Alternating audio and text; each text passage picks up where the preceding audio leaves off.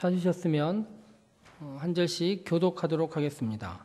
여리고에 가까이 가셨을 때 한 맹인이 길가에 앉아 구걸하다가 그들이 나사렛 예수께서 지나가신다 하니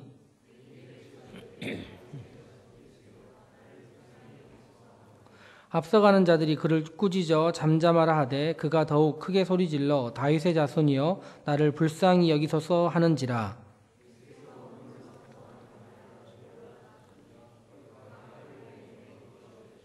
내게 무엇을 하여 주기를 원하느냐 이르되 주여 보기를 원하나이다.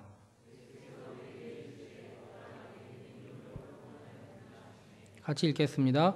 곧 보게 되어 하나님께 영광을 돌리며 예수를 따르니 백성이 다 이를 보고 하나님을 찬양하니라. 아멘. 1년간 함께한 청년들이면 대부분 알겠지만 저는 영화를 즐겨보지 않고 영화를 2, 3년에 한 편 정도 보는 것을 감사히 여기고 있을 정도인데 작년 말에 말씀마을과 함께하여 작년 말부터 올해 최고의 영화라고 하는 레미제라블을 함께 보게 되었습니다. 영화가 2시간 한 20분에서 30분 정도 하는 걸로 여겨지는데 내러티브가 워낙 좋은 영화이기 때문에 잘 만들어지고 내용 자체가 워낙 완성도 있는 그 소설을 기초로 했기 때문에 영화 자체는 굉장히 잘 만들어졌다 이야기할 수 있는 것 같습니다. 그런데 시간이 너무 길다 보니까 옆에 있는 청년들은 몹시 즐겁게 보았겠지만 저는 중간에 좀 자기도 하고 하품도 많이 하는 데다가 언제 끝나나 언제 나가나 생각을 많이 영화를 보면서 했습니다. 그런데 저만 그런 것이고 대부분 사람들은 너무 감동적이다. 2번 보아도 좋았다. 시간 가는 줄 몰랐다. 이런 이야기를 하더라고요. 그런데 지루하다는 것이 꼭 나쁜 것만은 아닙니다. 그리고 시간 가는 줄 몰랐다. 이것이 꼭 좋은 것만은 아니에요. 예를 들면 TV 프로, 예능 프로를 보면 시간 가는 줄 모르지 않습니까? 그게 꼭 나쁜 것이, 좋은 것이 아니에요. 그런데 성경책을 보면 너무 지루하지 않습니까? 그런데 그것이 꼭 나쁜 것만이 아니라는 것입니다. 그러므로 시간 속에 살고 있는 것들을 기억하게 해주는 것, 계속 시간을 보게 만드는 일들, 이런 일들을 자주 하는 것도 꼭 나쁘지는 않겠다 생각을 했습니다. 레미제라블을 최근 사람들이 좋아하는 이유가 여러 가지 있다고 얘기를 했는데 평들을 많이 보니까 노래의 위로를 받았다. 힘들고 어려운 시절에 마음에 위로가 필요했는데 영화에서 계속 위로를 해주는 것 같더라. 희망이 있다 얘기해 주는 것 같고 내일이 있다 얘기해 주는 것 같으니 그것에 큰 희망을 얻고 힘을 얻어서 영화가 이렇게 예상외로 흥행한다 이런 이야기를 들었습니다. 그런데 알고 계시는지 모르겠지만 우리나라 사람들은 레미제라블을 예전부터 좋아했습니다. 언제부터 좋아했냐면 일제시대 1920년대 레미제라블이 굉장히 우리나라에서 흥행했었습니다. 20년대라고 하면 우리나라에 무슨 외국 소설이 들어왔었냐 생각할 수 있겠지만 제가 중고등학교 다닐 때보다 훨씬 20년대, 30년대에 유럽 소설들을 한국 사람들이 많이 읽었습니다. 예를 들면 신라권, 밀턴의 신라권이 한동안 랭킹 1위를 계속 달리고 있었답니다. 우리나라 소설류 정합 집계에서 20년대예요. 23년 정도 이야기입니다. 그런데 왜 1위를 달렸는 줄 아십니까? 세계문학 전집 1위 1번이어서 내용이 재밌어서가 아니라 사람들이 모두 다 읽어야 된다고 생각한 거예요. 외국 책들을. 그런데 그 중에서 제일 인기가 좋았던 책이 레미제라블이었습니다. 책 제목이 장발장의 서름. 책 제목 괜찮죠? 장발장의 서름. 애사 뭐 이렇게 여러 가지로 알려져 있고 요즘 보니까 인터넷에도 뭐 이렇게 기사가 하나 나왔는데 대부분 보면 왜 이런 책이 이렇게 빨리 번역이 되냐면 예전에는 시베리아 횡단철도가 있었습니다. 그래서 유럽에서 최고의 인기의 책이라고 이렇게 번역이 되면 우리나라에 들어오는데 한두 달밖에 걸리지 않았다는 거예요. 그리고 세계 최고의 번역 강국 일본이 우리나라 바로 옆에 있지 않습니까? 번역을 워낙 많이 하는 나라예요.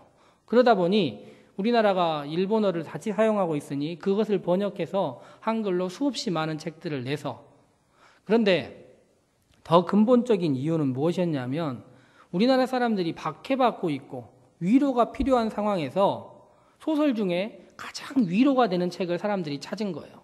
그런데 그것이 레미제라블이었다는 것입니다. 위로가 필요할 때 누군가가 나에게 위로해 주기를 바라고 누군가가 나에게 손을 잡아주기를 바라고 하다못해 영화나 소설의 한 내용이라도 나에게 위로해 주기를 바랄 것인데 그때 가장 큰 위로가 되었던 것이 예나 지금이나 이 레미제라블이라는 소설, 영화가 아니었나 생각해 봅니다.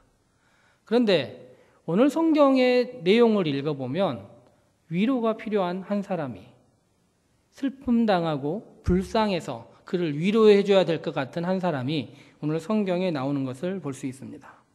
그는 자기 자신을 불쌍하다는 말로 표현할 수밖에 없는 사람입니다. 늘 사람들에게 저는 불쌍합니다라는 말을 입에 달고 사는 사람입니다. 어렸을 때부터 아마 그랬을 것 같은데 이 말은 몇천 번, 몇만 번을 해서 이미 익숙해져 있을 것 같은데도 그것 외에는 자기 자신을 표현할 수 없는 사람인 것 같습니다. 성경의 표현에 따르니까 이 사람은 길가에 앉아있다 성경에 적혀 있어요. 길 가운데 앉아있는 것도 아니고 길가에서 사람들에게 얼굴은 보이지 않는 채 목소리로만 자기 자신을 드러내고 있는 사람입니다. 누가복음에 대한 설교를 몇 번 했었는데요. 누가복음 9장부터 19장까지를 누가복음의 긴 여행기라고 흔히 부릅니다. 9장부터 시작해서 예수님이 갈릴리에 계시다가 예루살렘까지 여행을 10장 정도 하시는 거예요. 여행의 마지막 즈음이 들었을 때 오늘 성경이 나와 있습니다. 18장부터 19장까지는 여리고라는 지역에 들어가는 이야기입니다. 여리고에 들어간다는 것을 제가 작년에도 여호수아 설교를 한번 하면서 이야기를 드렸었는데 여리고에 들어간다는 느낌 자체는 이스라엘 백성들에게는 동등한 느낌입니다. 어디서 넘어온다 생각하냐면 요단을 넘어서 여리고를 간다. 그리고 앞에 여리고의 성이 있다. 이렇게 생각하는 것인데요. 성을 들어간다는 것은 간단하게 표현하자면 이런 것입니다. 죽으러 간다. 목숨을 걸고 간다. 이런 마음으로 여리고성을 앞에 대고 있었습니다. 그런데 우리가 읽은 바로 앞 구절 말씀을 읽으면 예수님께서 진짜 그렇게 얘기를 하십니다. 나는 죽으러 간다. 예루살렘에 들어가서 나는 죽고 3일 만에 살아날 것인데 너희들이 그것을 알아라 이야기를 합니다. 그런데 이 이야기를 했을 때 제자들의 눈이 닫혀 있었습니다. 그리고 제자들의 머리가 깨어 있지 않았어요. 그래서 제자들은 예수님을 보지 못하고 예수님의 이야기를 깨닫지 못합니다. 보세요. 제자들은 예수님을 보지 못합니다. 그런데 오늘 성경에 나와 있는 보지 못하는 사람, 다른 성경에 따르면 바디메오라고 나와 있는 이 사람은 선천적으로 혹은 후천적으로 시각에 문제가 있기 때문에 예수님을 보지 못합니다. 오늘 성경 바로 다음은 19장 1절부터 나와 있는 이야기는 삭개오에 대한 이야기입니다. 삭개오는 키가 작아 예수님을 보지 못합니다. 누가복음은 교묘하게 배치를 했습니다. 보지 못하는 사람들이 보게 되는 과정이 어떤 것인가? 제자들은 끝까지 보지를 못했습니다. 부활 후에 예수님이 그들에게 나타나실 때까지. 그리고 삭개오는 예수님께서 그를 끌어내리셔서 그의 눈을 열어주셨습니다. 그리고 오늘 성경에 있는 사람은 한마디 말로 그가 하고 있는 한마디의 단어로 그의 보지 못하던 삶에서 보게 되는 삶으로 바뀌었다는 것입니다. 예수님은 함께 여행하고 있었습니다. 많은 사람들이 그 여행에 동참했던 것 같습니다. 당시 예루살렘을 향하는 두 개의 길이 있었는데 하나의 길은 해안도로를 따라서 내려오는 길이었고 하나는 갈릴리 요단강 따를 따라서 내려오는 길이었습니다. 이 두 길은 굉장히 큰 차이가 있었다고 얘기하는데 이 왼쪽에 있었던 길은 아주 도로가 잘 닦여 있었고 군인들이나 마차가 다닐 수 있는 길이었습니다. 그러므로 행군도 그런 사람들, 군인들, 지위가 높은 사람들이 내려오는 길이었고요. 지금 오늘 예수님이 걸어서 내려오셨던 이쪽 길은 그냥 할 일 없는 사람들, 불쌍한 사람들이 다니는 길이었어요. 그런데 그 길에 늘 빛이 날 일이 없었고 그 길 다니는 것만으로 해도 수모를 당할 수 있는 길이었는데 그 길에 빛된 길이 하나 된 것입니다. 왜냐하면 그 길에 예수님께서 함께 하셨기 때문이에요. 그리고 함께하는 사람들의 어깨도 한번 세워지는 일이 된 것입니다. 왜? 예수님과 함께하고 있기 때문에. 그런데 사람들이 지나가는 소리를 들으니 이 길에는 이런 큰 기쁨이 없었는데 예수님과 함께하는 그 사람들의 소리를 들으니 큰 기쁨의 소리가 있는 것처럼 느껴진 것입니다. 어렸을 때부터 보지 못하기 때문에 귀가 밝은 한 사람이 이야기를 하는 것입니다. 무슨 일이냐? 도대체 어떤 일이냐 물었더니 소문으로만 듣던 나사렛 예수가 드디어 이 자리에 왔다는 것입니다. 나사렛 예수가 왔다고 하니 자기가 살고 있는 지역은 여리고고 자기하고 관계 맺을 것이 아무것도 없어 보입니다. 여리고 출신이었다면 예수님께 저도 어렸을 때부터 알았으니 관계가 있으니 얘기할 수 있지 않습니까? 그런데 예수님은 불행히도 여리고 출신이 아니고 저기 위쪽 나사렛 출신이라는 말입니다. 이 사람이 한 가지 생각을 했을 것 같습니다. 어떤 생각을 했겠습니까? 예수님과 내가 관계될 수 있는 것이 무엇이 있을 것인가 생각을 한 것입니다. 유일하게 하나를 관계 지을 수 있는 것이 다윗의 자손이라는 것을 생각한 것 같습니다. 그래서 예수님을 향하여 소리를 지릅니다. 어렸을 때부터 자기가 가장 잘했다고 생각되는 것, 소리 지르기. 불쌍히 여겨달라는 말 외에 아무것도 못했지만 오늘은 전혀 다른 이야기로 크게 소리를 지르는 것입니다. 뭐라고 소리를 지릅니까? 다윗의 자손 예수여라고 나를 불쌍히 여겨달라고 이야기를 하는 것입니다. 저는 이야기를 들으면서 주위에 있는 사람들이 주위에 있는 사람들이 그 사람에게 조용하라 이야기를 했습니다. 모두 다 예수님을 왕처럼 생각을 하고 이분이 자기들에게 무엇인가를 해주기를 바라고는 했지만 사실 그 얘기는 일종의 금기와 같은 이야기였습니다. 왜냐하면 이쪽 길을 가는 사람들은 왕이 다니는 길이 아니기 때문에 함부로 그런 이야기를 하면 안 되는 것입니다. 때와 장소를 가려서 해야 되고 아무리 예수님에게 들리게 하려고 하고 싶다 하더라도 그런 이야기를 소리질러 하는 것이 아니라는 것입니다. 그런데 그 사람만이 다윗의 자손 예수여 나를 불쌍히 여기소서라고 소리를 계속 지르는 것입니다. 한두 번 지르는 것이 아니었던 것 같습니다. 굉장히 많은 소리를 질렀습니다. 굉장히 많이 외쳤더니 그 길가에 있는 소리가 모든 사람을 어떻게 보면 힘들게 하고 어렵게 해서였는지 그리고 예수님 귀에는 전혀 다르게 들렸었던지 예수님께서 그를 오라고 이야기하시는 것입니다. 그런데 이 불쌍히 여겨달라는 말, 이 말은 이 한 사람이 외침으로 그 다음부터 수많은 사람들이 신앙에서 아주 중요하게 외치는 하나의 찬송, 하나의 기도가 되었습니다. 제가 학교 다닐 때도 학교에서 가끔 교수님들 중에 한 분들은 지금 오늘 성경 말씀에 있었던 불쌍히 여겨달라는 그 찬양, 그 이야기를 말씀 전하기 전에 우리 함께 합시다라고 이야기를 합니다. 이것을 얘기를 하면 원어로 이야기하면 끼리에 엘레이손이라 합니다. 그런데 시작부터 끝까지 끼리에 엘레이손만을 가지고 만든 찬양들이 되게 많다는 말입니다. 우리를 불쌍히 여겨달라는 말이 진정으로 과거에 외쳤던 하나의 외침뿐만 아니라 오늘 우리에게도 그 말이 필요하다 생각하는 것 같습니다. 그런데 제가 최근에 교회에서 이런 경험들이 되게 많아서 느끼는 것인데 주중에 노숙하시는 분들이나 힘들게 사시는 분들이 교회를 곧잘 찾아옵니다. 찾아와서 뭐라고 얘기를 하는 줄 아십니까? 불쌍히 여겨달라 이야기를 합니다. 그러면 어떻게 합니까? 부목사실에 와서 목사님들께 불쌍히 여겨달라 하면 저희들이 뭐 할 말이 없으니 그냥 가지고 있는 것을 조금씩 도와준다는 말입니다. 가지고 있는 것을 도와줘요. 그런데 제가 말씀을 준비하다 그런 생각이 들더라고요.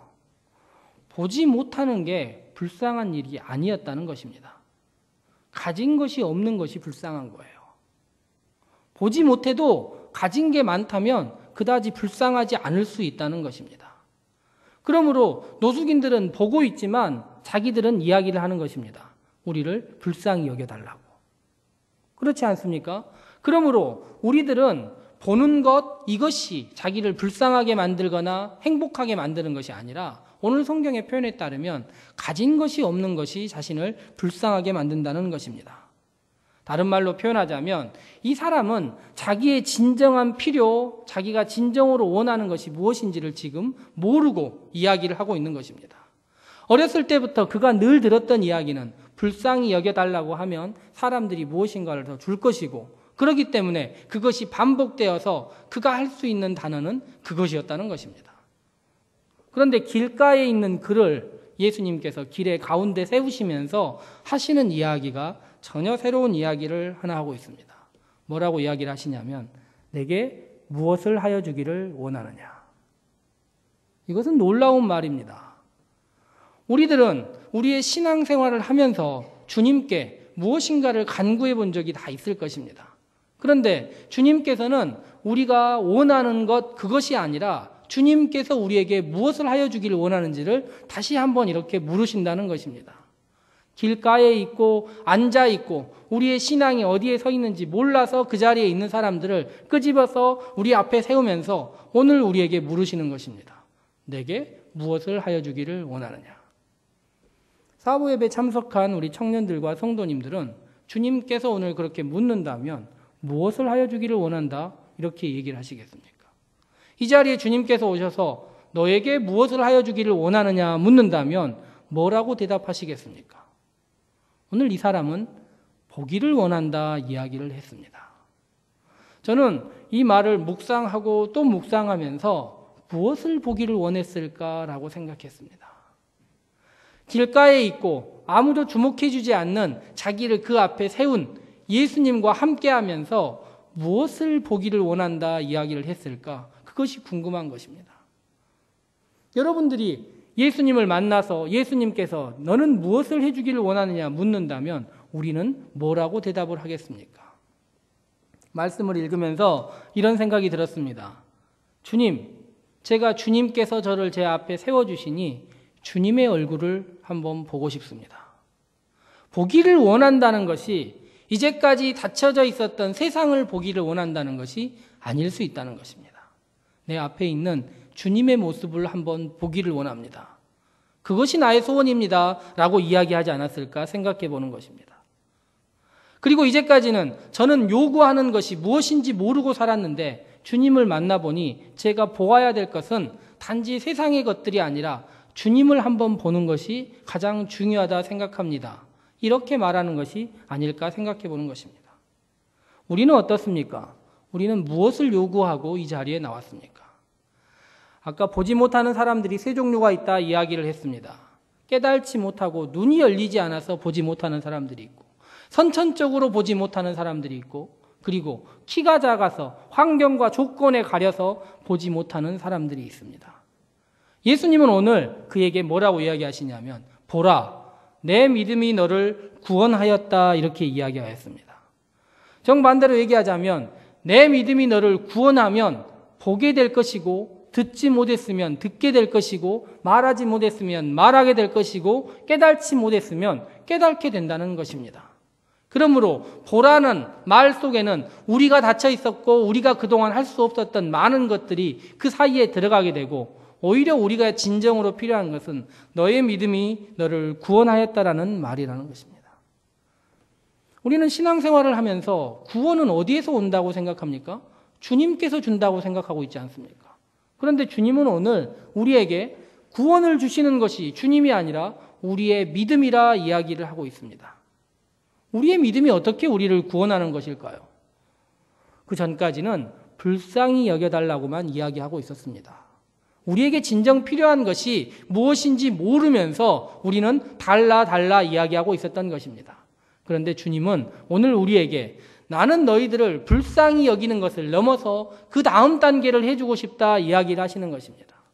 그리고 보지 못하는 단계에 우리가 있었다면 보기를 원하는 것이고 깨달지 못하는 단계에 있었다면 깨닫게 해주고 싶은 것이고 그리고 더 나은 세계 미래를 향하여 우리의 마음을 열고 싶다면 그쪽으로 주님께서 열어주기를 원하고 계시다는 것입니다. 그리하여 믿음이란 우리가 우리를 구원할 수 있는 믿음이란 다른 것이 아니라 주님과의 관계를 어떻게 설정하냐의 문제라는 것입니다. 단지 나의 오늘의 현실의 필요, 나의 조금의 물질 이런 것을 주실 분이라 생각한다면 거기에는 구원이 없습니다. 그렇지만 보지 못하고 깨달지 못하고 진정한 구원이 어디서 오는지 몰랐는데 주님께서 오늘 나에게 그것을 주실 분이라 생각하는 그 마음을 가지고 기도하고 주님 앞에 나간다면 주님께서는 우리의 그 믿음을 통해서 우리를 구원시킨다는 것입니다. 오늘 한 사람은 불쌍히 여겨달라고 이야기를 했습니다. 그리고 위로를 해달라 이야기를 했습니다.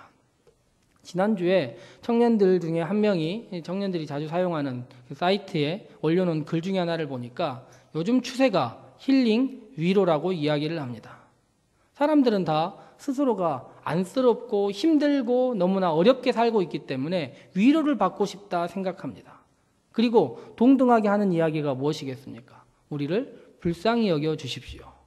그런데 주님은 우리를 불쌍히 여겨주는 것, 그것을 원하시는 것이 아니라 우리의 신앙을 열어서 새로운 것을 보게 하고 더 큰 믿음으로 다른 단계를 이르게 하는 것을 원하신다는 것입니다. 그러므로 세상이 힐링과 치유를 원하고 있다고 해서 우리 또한 그것만을 바라보고 살면서 그거 하나를 원하는 것은 믿음의 길이 아니라 이야기할 수 있는 것입니다. 세상은 치유를 원하지만 우리는 더 큰 믿음을 향하여 나가야 한다는 것입니다. 오늘 한 사람이 우리들에게 새로운 경험을 보여주었습니다. 낯선 경험 아닙니까? 불쌍히 여겨달라. 오늘 현실에 오늘의 문제를 이야기하고 있는 우리에게 더 다른 이야기를 우리에게 들려주는 것입니다. 저는 우리 청년들이 새로운 경험들, 그동안 경험하지 못했고 나의 일상에서 늘 사용했던 단어가 아니라 새로운 언어로 주님께 다가가기를 원합니다. 우리의 입술이 주님, 저를 불쌍히 여겨주십시오. 오늘 현실의 필요를 주십시오라고 말하는 것이 아니라 더 나은 이야기, 주님, 보여주십시오. 새롭게 하여 주십시오. 깨닫게 하여 주십시오 해서 주님께서 우리에게 보여주시는 그 무한한 세계와 신앙의 깊은 경지와 주님께서 보여주시는 희망과 비전들을 바라볼 수 있기를 원하는 것입니다.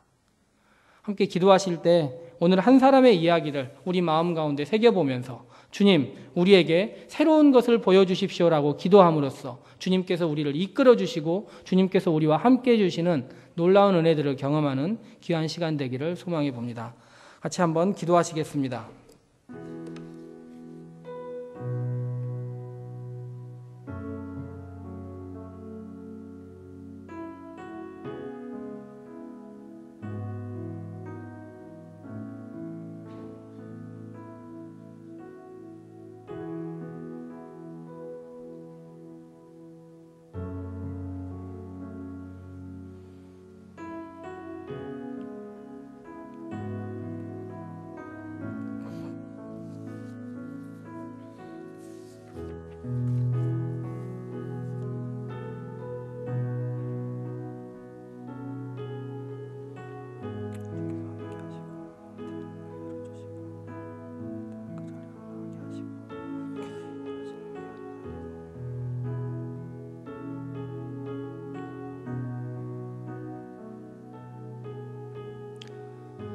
사랑의 하나님, 감사합니다. 주님은 지금도 우리 앞을 지나가고 계십니다. 수많은 사람들과 함께 지나가고 있지만 저는 아직도 우리의 불쌍함만을 이야기하고 있고 길가에 주저앉아 있기 때문에 주님이 누구인지 바라보지 못하고 있습니다. 그럴 때마다 주님은 우리를 불러일으키시고 다시 한번 우리에게 이야기하심으로써 믿음으로 승리하고 구원 얻으라 이야기하신 주님, 감사합니다. 우리의 마음 가운데 주님을 온전히 바라보게 하시고 우리와 함께 하신 그 주님을 온전히 따를 수 있는 청년들의 일주일 될 수 있도록 인도하여 주시옵소서. 감사드리며 예수 그리스도 이름으로 기도합니다. 아멘.